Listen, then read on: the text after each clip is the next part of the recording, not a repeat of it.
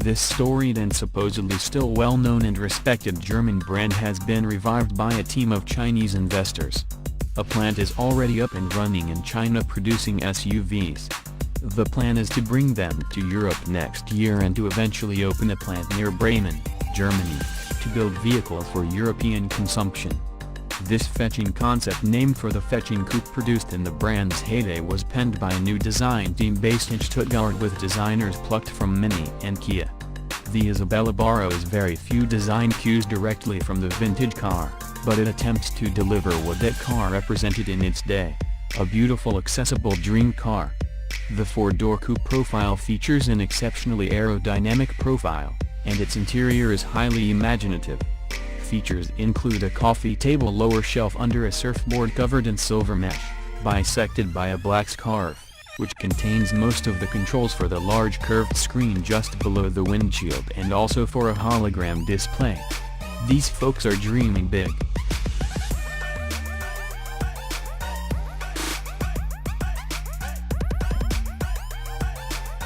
Japanese EV upstart Espark unveiled this slow-slung and fairly fetching supercar that's about the size of a Ford GT, claiming some pretty amazing numbers for it: 0 to 62 miles per hour in 2 seconds.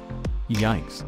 Naturally it's rooting its power to all four wheels, but even with only 1,900 or so pounds to tug around, that's asking a lot of the tire's grip. It's also impressive given the modest output claims of 429 horsepower and 563 pounds-feet of torque. The range is claimed to be about 90 miles, and the top speed is 174 miles per hour. We'd caution against holding your breath for this one, but if it can put down numbers like those, there will be a lot less laughing at the dorky name.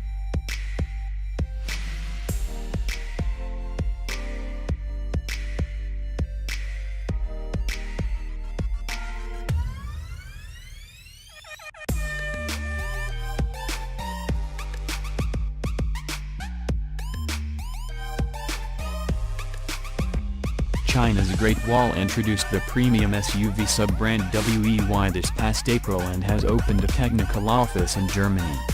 For its Frankfurt debut, it designed an off-road coupe concept called the XEV, which, as the name suggests, is electrically powered.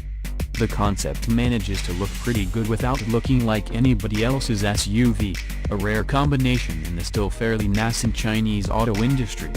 WEY aims to begin selling its SUVs in Europe in 2019, most likely opening with the hi4 hybrid-powered VV5, which definitely has a vaguely familiar look to it. The crossover will be available in Sporty S and hi4 powertrain variants. The latter consists of a 2-liter gasoline 4-cylinder Great Wall engine fitted with a belt alternator starter good for 13 horsepower.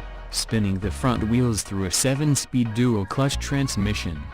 Out back there's a 174 horsepower electric motor. The hybrid battery stores just 166 kilowatts-hours of electricity.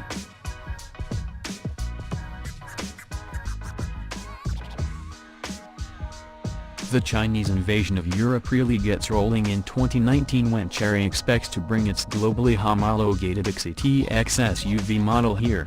Hatchbacks and wagons will follow in the years to come, with all new vehicles being designed to meet European safety and regulatory standards. To rev up Frankfurt showgoers, Chery brought along its slow-slung, muscular Tiggo coupe crossover concept. Planned for autonomous drive, like nearly every new show car, this one aims to lure in millennials with a steering wheel that folds and becomes a game controller during autopilot mode.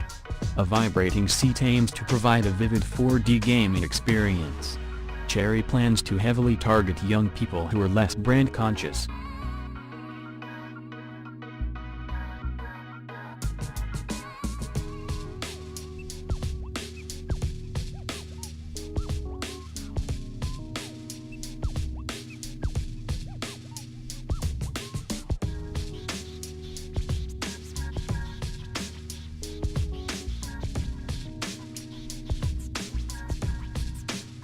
Speaking of names that might not have been thoroughly focus grouped in English-speaking countries, Hong Kong-based Thunder Power is also planning to get into the EV business.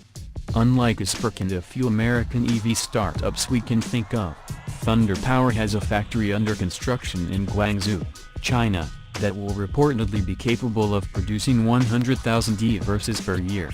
An R&D center will be located near Barcelona, Spain, and the company is planning to build an assembly plant there, too, for satisfying European demand. This is Thunder Power's appearance at the Frankfurt show. Last time it showed a concept of the sedan that appears this year in development prototype, The focal point of this year's display is a new SUV concept that was presented along with a naked aluminum chassis buck. The SUV points in the general design direction of a production variant that is sure to lose the pillarless coach door arrangement and probably the cross-car infotainment screen.